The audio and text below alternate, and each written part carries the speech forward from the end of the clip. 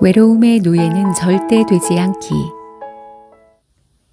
사람은 나이가 들수록 외로움을 더 느낀다. 직장 생활을 하며 동료들과 어울릴 땐 일하고 어울리는 재미에 외로움을 느낄 겨를이 없다. 하지만 나이가 들고 직장을 그만두게 되면 완전히 바뀌고 만다. 처음 얼마간은 홀가분한 기분에 마음의 여유를 느끼기도 한다. 하지만 그 시간이 길어질수록 외로움을 느끼고 마치 자신이 외면받는다는 느낌에 사로잡힌다. 그리고 더 심하면 할 일이 없는 쓸모없는 존재라고 여겨 상실감에 빠진다. 상실감에 빠지면 걷잡을 수 없는 고독감에 빠져든다. 고독이 무서운 것은 심하면 자살 충동을 느끼게 되고 나아가 끝내는 목숨을 내던지는 비극을 몰고 온다. 덴마크 실존주의 철학자인 키르케고르는 말했다. 고독은 절망에 이르는 병이다. 이 말에서 보듯 절망이 심해지면 결국 죽음에 이른다. 요즘은 독신자 수가 점점 늘어나는 추세이고 이혼에 따른 가족 해체로 1인 가구의 수가 매년 늘고 있는 추세다. 그러다 보니 지켜보는 사람 하나 없는 가운데 홀로 죽음을 맞는 고독사의 수가 점점 늘어나고 있다. 고독사를 막기 위해서는 외로움의 노예가 되지 않도록 하는 것이 무엇보다 중요하다. 고독은 이 세상에서 가장 무섭고 괴로운 것이다. 어떠한 무서운 일이 닥쳐와도 고독하지 않으면 능히 견디어낼 수 있으나 이러한 경우 고독한 사람은 죽음과도 같다. 이는 소설 25시의 작가로 유명한 루마니아의 게오르규가 한 말이다. 그의 말에서 보듯 고독을 죽음과 같이 생각하는 만큼 고독이 고통스럽다는 것을 말한다. 고독을 이기기 위해서는 고독력을 길러야 한다. 고독력을 기르기 위해서는 어떻게 해야 할까? 1. 자신을 혼자 두지 마라. 친구나 아니면 지인과 어울리며 함께하는 시간을 가져라. 2. 취미생활을 통해 외로움을 극복하라. 취미생활을 하다 보면 고독력을 기를 수 있다. 3. 봉사활동을 하는 것도 좋은 방법이다. 봉사활동을 하다 보면 자신의 처지를 극복하게 되어 외로움을 이기는 데 큰 도움이 된다. 4. 가족끼리 대화를 자주 하라. 대화가 단절되면 사람이 곁에 있어도 외로움에 빠지게 된다. 5. 독서 습관을 기르는 것도 고독력을 이기는 좋은 방법이다. 독서는 마음의 허전함을 채워줌으로써 고독력을 길러준다. 6. 새로운 것을 배우는 일에 힘써라. 배우는 재미에 빠지면 고독력을 기르게 되어 외로움을 이겨내는 데 큰 도움이 된다. 이 6가지를 마음에 새겨 실천하다 보면 외로움이 찾아와도 거뜬히 이겨낼 수 있는 힘을 갖게 된다. 외로움의 노예로 사느냐 아니면 즐기며 사느냐는 것은 오직 자신에게 달려있는 것이다. 인간관계를 새롭게 재정비하기. 사람과 책은 오래될수록 좋다는 옛말이 있다. 그런데 나는 이 말은 수정되어야 한다고 생각한다. 책은 오래될수록 좋지만 사람은 그렇지 않다. 사람은 언제부터 알고 지냈는가가 아니라 나에게 반드시 필요한 사람이냐 아니냐에 따라 결정된다. 내가 이 말을 하는 이유는 지천명을 넘기고 이순을 바라보는 시점에서 큰 깨달음을 얻었기 때문이다. 물론 이 깨달음은 진즉에 알았지만 인생의 중반을 지나고 보니 더욱 확실해졌다. 그리고 60 중반에 이르고 보니 오래전부터 흉허물없이 지내던 사람조차도 자신의 유익을 위해서는 관계를 쉽게 놓아버리는 이들이 있다는 것에 큰 충격을 받았다. 유익을 쫓아 사는 게 인생이라지만 물질이 사람보다 더 가치가 있을까? 그런데도 많은 사람은 물질과 사람 중에 물질을 선택한다고 말한다.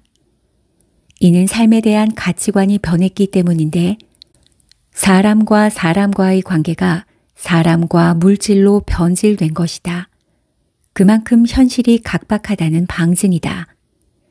이럴 때 자신만 인간관계를 중시한다고 해서 상대방 또한 그럴 것이라는 생각은 절대 금물이다. 취사 선택이라는 말이 있다. 취할 것은 취하고 버릴 것은 버린다는 의미다. 새로운 인생을 펼쳐나가야 하는 시점인 인생의 중반기엔 인간관계 맺음에 대해 정리할 필요가 있다. 자신과 생각이 잘 안 맞아 관계가 껄끄러운 사람, 삶의 가치관이 맞지 않는 사람, 가까이 하고 싶어도 꺼려지는 사람, 배려심 없이 자기만 아는 사람, 만나면 분위기를 깨 마음에 상처를 주는 사람은 자신의 인생 다이어리에서 깨끗이 정리해야 한다. 이에 대해 혹자는 너무 냉정한 판단이 아니냐고 할지도 모른다. 그러나 그것은 하나만 알고 둘은 모르는 말이다. 새롭게 가는 마당에 정리할 사람은 정리하고 가뿐하게 가야 한다. 그래야 앞으로 주어진 시간을 낭비하지 않고 마음에 상처를 입지 않고 더 집중해서 더 감사하는 마음으로 살아갈 수 있다. 인간관계가 좋으면 자신의 삶에 긍정적인 영향을 주지만 인간관계가 좋지 않으면 부정적 영향으로 삶을 그르치게 된다. 이 세상에서 가장 좋은 대상도 사람이며 가장 더럽고 나쁜 상대도 사람이다. 사람은 어떤 생각과 행동을 하느냐에 따라 필요한 사람이 되기도 하고 불필요한 사람이 되기도 한다. 사람이란 한마디로 단정 지을 수 없는 오묘한 존재이기 때문이다. 그래서 좋은 사람을 곁에 두게 되면 자신 또한 좋은 사람이 될 수 있고 품행이 좋지 않은 사람을 곁에 두면 자신 또한 그처럼 되고 만다. 금묵자흑 근주자적이라는 말이 있다. 이는 검은 것을 가까이 하면 검게 되고 붉은 것을 가까이 하면 붉게 된다는 것을 의미한다. 자신의 주변에 어떤 사람을 두느냐 하는 것의 중요함을 이처럼 구체적으로 단정짓는 말이 또 있을까? 노년기로 발을 들여놓는 시기엔 주변 사람들로부터 사기를 당하는 일이 많다고 한다. 특히 50대부터 60대 초반에 퇴직하는 사람들의 퇴직금을 노려 온갖 감언이설로 사기를 치는 것이다. 이 시기는 아직은 젊고 건강한 나이이므로 무언가 하기를 원한다. 그 일은 대개 손쉽게 할 수 있는 프랜차이즈나 음식점 등의 자영업이다. 그러나 너도 나도 알아보는 관계로 이 일도 포화 상태라고 한다. 현실이 이렇다 보니 조심 또 조심해야 한다. 자영업은 아무나 하는 게 아니다. 있는 재산을 지키기 위해서는 돈을 예치해 두고 수입이 적더라도 안전하게 일하는 것이 현명하다고 하겠다. 지금 당신의 주머니를 노리는 사람들이 있다는 것을 명심하라. 그들 중엔 당신이 믿을 수 있다고 말하는 친구도 있고 친지도 있고 지인도 있다. 또한 늑대의 탈을 쓴 그럴듯한 말로 당신에게 접근하는 이들도 있음을 명심하라. 취해야 할 사람 1. 상황이 최악으로 변해도 언제나 변함없이 자신을 대하는 사람은 반드시 취하라. 이런 사람은 인생의 보석이다. 2. 말과 행동이 언제나 진지하고 막힘이 없는 사람은 지혜가 있어 내가 어려울 때 빛과 소금과 같은 사람이다. 이런 사람은 반드시 곁에 두어라. 3. 어려울 때 힘이 되어주는 사람은 라이프 뱅크와 같은 사람이다. 이런 사람은 꼭 곁에 두어야 한다. 4. 무슨 일이든 터놓고 이야기할 수 있는 사람은 마음의 위안을 준다. 이런 사람은 마음을 정화시키기에 좋은 사람이다. 버려야 할 사람 1. 마음이 맞지 않은 사람은 어긋난 톱니바퀴와 같다. 이런 사람은 여차하면 상처를 주고 피해를 준다. 이런 사람은 버리는 것이 좋다. 2. 상황에 따라 말과 행동이 다른 사람을 경계하라. 이런 사람은 자신의 유익을 위해서라면 어떤 일도 할 수 있는 사람이다. 3. 입이 가볍고 행동이 가벼운 사람을 멀리하라. 이런 사람은 잘못된 말과 행동으로 당신을 난처하게 할지 모른다. 반드시 정리하라. 4. 함부로 말하고 행동하는 사람은 멀리하라. 이런 사람은 마음의 상처를 밥 먹듯이 주는 사람이다.